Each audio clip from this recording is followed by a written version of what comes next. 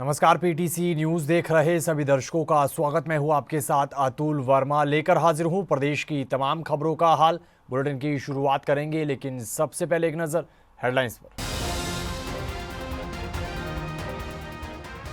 सोनीपत में लगातार बढ़ रहा डेंगू का प्रकोप, रोजाना औसतन 8 मरीज आ रहे सामने। विभाग ने डेंजर जोन में करवाई फॉगिंग। चीन में लगातार बढ़ रहा डेंगू का प्रकोप, डेंगू के मरीजों का आंकड़ा बढ़कर हुआ 42। अलर्ट मोड पर स्वास्थ्य विभाग। टोहाना की अनाज मंडी में धान का उठान धीमा होने से किसान परेशान। धान डालने के लिए आ रही परेशानी, अधिकारियों ने दी दलीलें। चीन में धान की आवक के बीच किसानों का आरोप, कहा सरकार एमएसपी पर नहीं खरीद रही धान की फसल खरीद में आ रही है दिक्कतें। और बहादुरगढ़ से होकर गुजर रहे केएमपी एक्सप्रेस वे पर सड़क हादसा, श्रद्धालुओं से भरी बस को तेज रफ्तार कंटेनर ने मारी टक्कर, एक महिला की मौत।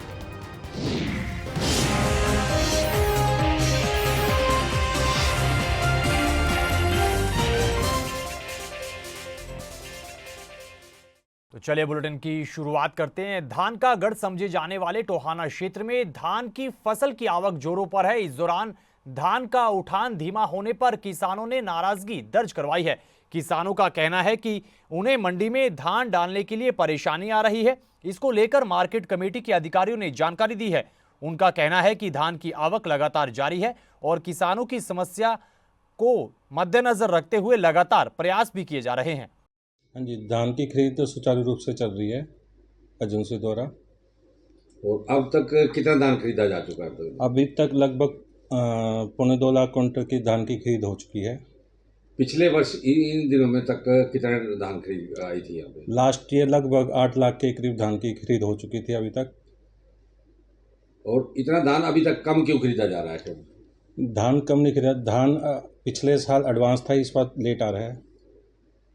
ये बताएं कि धान की जो उठाव है, बोरियों थैलों का जो उठाव है वो कम हो रहा है बहुत, क्योंकि सारी मंडी धान से हटी पड़ी है।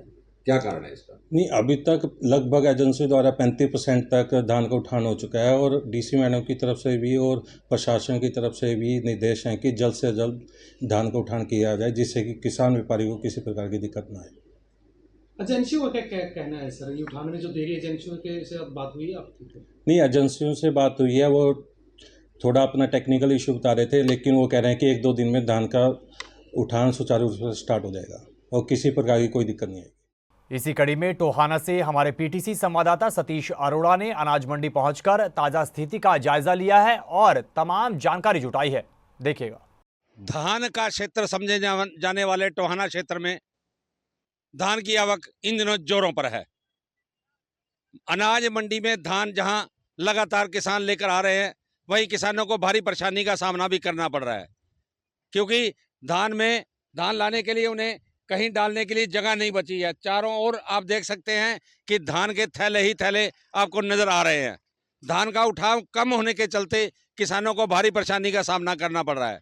हालांकि जो मार्केट कमेटी के अधिकारी हैं, उनका मानना है कि 35% तक का धान का उठाव हो चुका है, मगर आप देख सकते हैं कि धान के थैले ही थैले नजर आ रहे हैं, जिससे लगता है कि उठान अभी भी बहुत कम हो रहा है।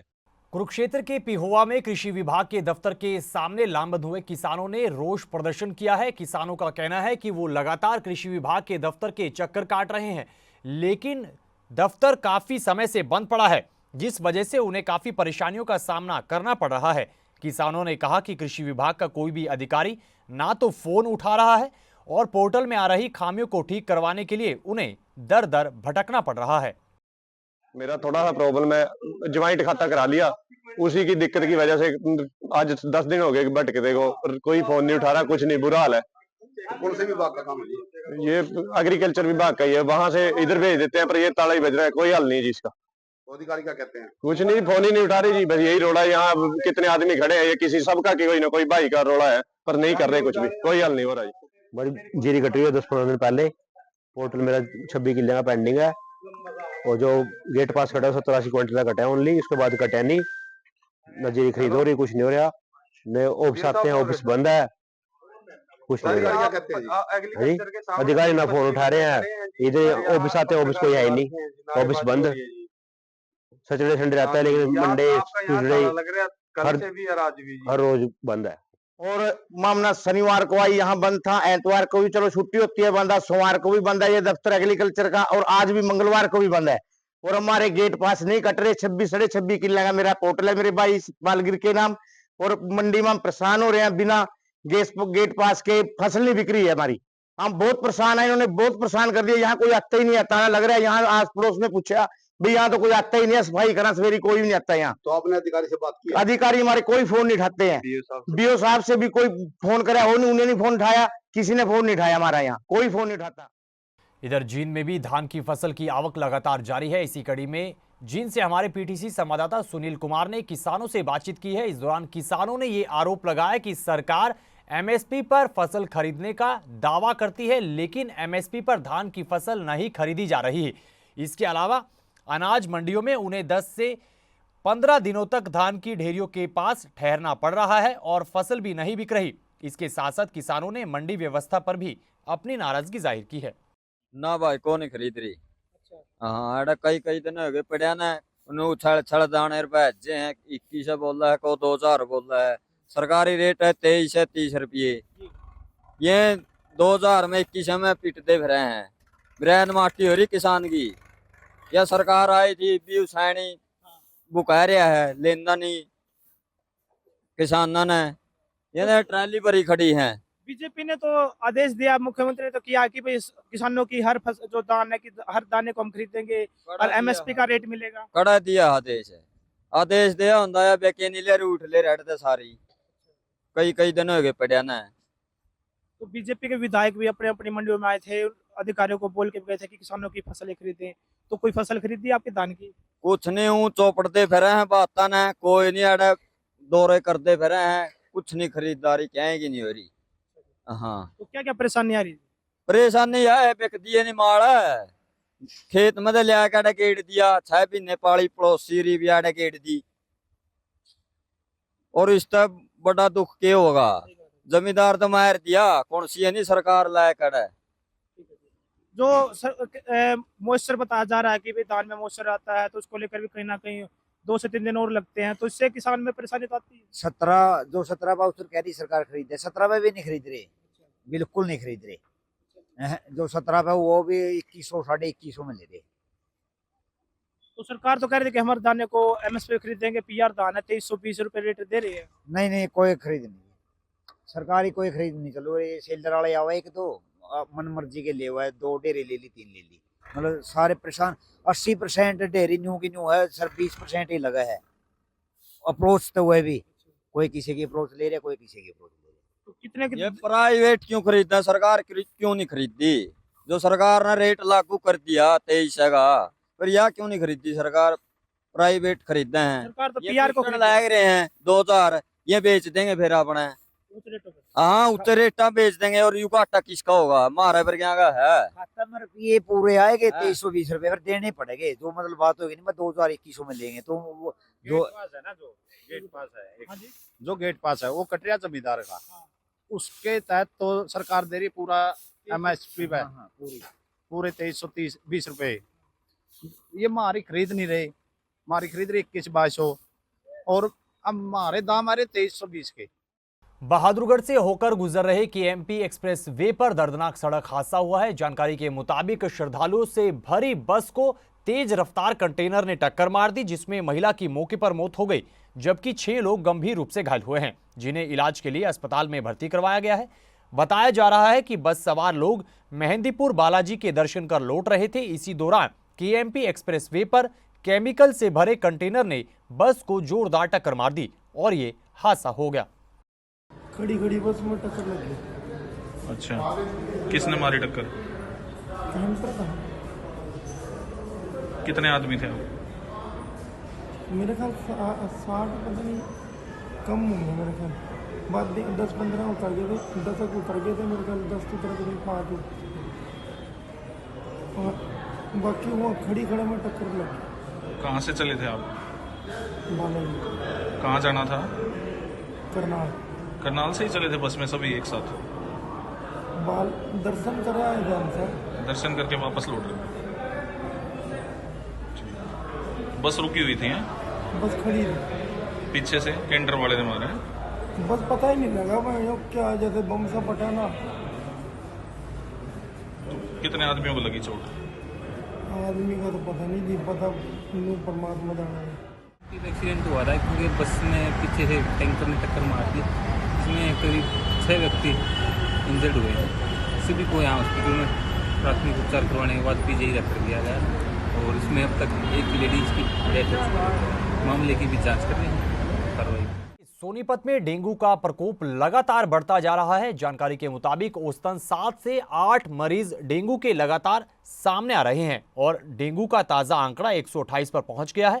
इधर स्वास्थ्य विभाग की तरफ से कई क्षेत्र डेंजर जोन घोषित किए गए हैं और संबंधित इलाकों में फॉगिंग भी करवाई जा रही है। वहीं सोनीपत से हमारे पीटीसी संवाददाता सुनील कुमार ने नोडल अधिकारी से बातचीत भी की है। हमारी सारी व्यवस्थाएं काफ़ी दुरुस्त हैं और जो कि मैं रोज़ बता रही हूँ, कल भी मैंने इसी बारे में बात करी थी। सारी फैसिलिटीज़ हमारे पास सिविल हॉस्पिटल में उपलब्ध हैं। हमारे पास फ्री लैब है। लैब हमारी 206 नंबर कमरे में फ्री ऑफ कॉस्ट है, सारे टेस्ट अवेलेबल हैं। दूसरी हमारे पास मेडिकल कॉलेज में भी आप जाके सारे टेस्ट करा सकते हैं। सबसे अच्छी बात यह है कि हमारे पास राउंड द क्लॉक एक कंट्रोल रूम स्थापित हो चुका है, room number 56। You can always call there and find out if you have any queries. स्वास्थ्य विभाग की तरफ से स्वास्थ्य केंद्रों पर कितने बेड निर्धारित किए गए हैं और अभी तक टोटल कितने केस हुए हैं? क्या किसी की डेथ की कोई सूचना है? जी, मेडिकल कॉलेज में 20 बेड्स हैं, हमारे पास 25 हैं और 2 पेशेंट्स हमारे पास अभी एडमिट हैं। एक तो थाना विलेज से, एक सोनीपत से ही है और 2 ही पेशेंट्स हमारे पास मेडिकल कॉलेज में डेंगू की हैं। मलेरिया का हमारे पास कोई केस अभी है नहीं। हाई रिस्क जोन है जो कि पहले भी हमने बताया था, जो जीटी रोड पे है जितने हैं वो तो हाई रिस्क कुंडली तक तो था और मैंने विजिट भी करी थी पर्सनली। पर जो स्पेसिफिक हाई रिस्क एरियाज़ हैं वो है Kundli, Bahalgarh, Patel Nagar, Narendra Nagar, Rajiv colony, old housing board and Jeevan Nagar. हमने यहाँ पे एडिशनल मैन पावर दी है, एडिशनल टीमें बनाई हैं। पहले हफ्ते में 1 बार जाती थी, अब उसमें हफ्ते में 2 बार कर दी हैं। इधर जींद में भी डेंगू के मामले लगातार सामने आ रहे हैं। जानकारी के मुताबिक सरकारी अस्पताल में ओपीडी 2000 के पार पहुंच गई है और डेंगू के मरीजों का आंकड़ा बढ़कर 42 हो गया है, जिसको देखते हुए स्वास्थ्य विभाग अलर्ट मोड पर है और विभाग ने एक टीम को डेंगू के मरीजों की मॉनिटरिंग के लिए नियुक्त किया है। इसके अलावा शहर और गाँवों में लोगों को जागरूक भी किया जा रहा है। डेंगू के इस समय जिला जींद में 42 कन्फर्म केसेज हैं। इस सीजन में डेंगू होता ही है, हर साल की बात है कि सितंबर अक्टूबर के महीने में नवंबर दिसंबर आते आते ख़त्म हो जाते हैं। तो इस समय मैक्सिमम पीक पे सीजन है, लेकिन हमारे सिर्फ 42 केस हैं। और सबसे खुशी की बात यह है कि कोई भी अभी तक इस साल डेथ नहीं हो डेंगू से। और केवल एक पेशेंट था जो हमारा एडमिट था, वो भी कल डिस्चार्ज हो गया। तो 42 के 42 पेशेंट हमारे स्वस्थ हैं और किसी तरह की उनको कोई दिक्कत नहीं है। फिलहाल कोई एडमिट भी नहीं है, तो सभी दवाइयों से ठीक हो गए हैं।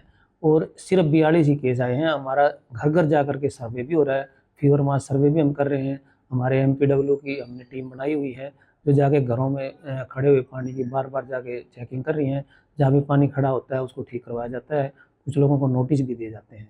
तो मैं आपके माध्यम से एक बार ये अपील भी करना चाहूँगा कि लोग अपने घर में पानी जो है इकट्ठा ना होने दें। फ्रेश वाटर जो इकट्ठा हो जाता है जैसे कूलर में या पक्षियों को पीने के लिए रख देते हैं, वो ना रखें। अगर रखते भी हैं तो उसको साफ़ कर दें, हर रोज़ उसको नया भरें, इकट्ठा ना होने दें। इसके अलावा मच्छर, जो डेंगू का मच्छर है वो दिन में काटता है, तो जो मच्छर मारने की जो हम वो लगा के रखते हैं वो दिन में भी लगा के रखें। जो मॉस्किटो प्रिवेंशन जो भी इसके साधन हैं, चाहे हम नेट लगाएं या ऑल आउट जलाएं, तो वो दिन में भी उसका ध्यान रखें। इसके अलावा हमने वार्ड का भी अरेंजमेंट किया है। अगली खबर नारनौल से है। नारनौल के साथ लगते गांव सिलारपुर में एक विवाहिता की संदिग्ध मौत का मामला सामने आया है। जानकारी के मुताबिक पीड़ित परिजनों ने हत्या का आरोप ससुराल पक्ष पर लगाया है और कड़ी कार्रवाई की मांग की है।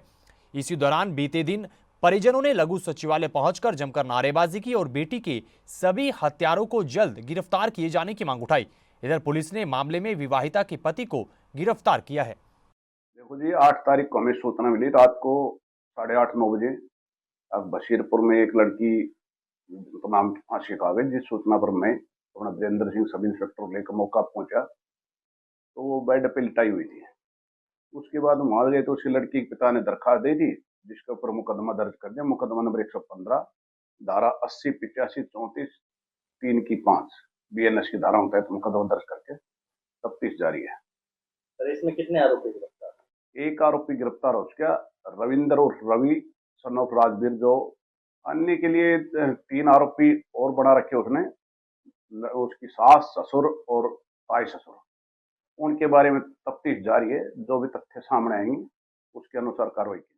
इस खबर के साथ फिलहाल इस बुलेटिन में इतना ही, लेकिन पीटीसी न्यूज पर खबरों का सिलसिला बदस्तूर जारी है। आप बने रहिए पीटीसी न्यूज के साथ। फिलहाल के लिए दीजिए इजाजत। नमस्कार।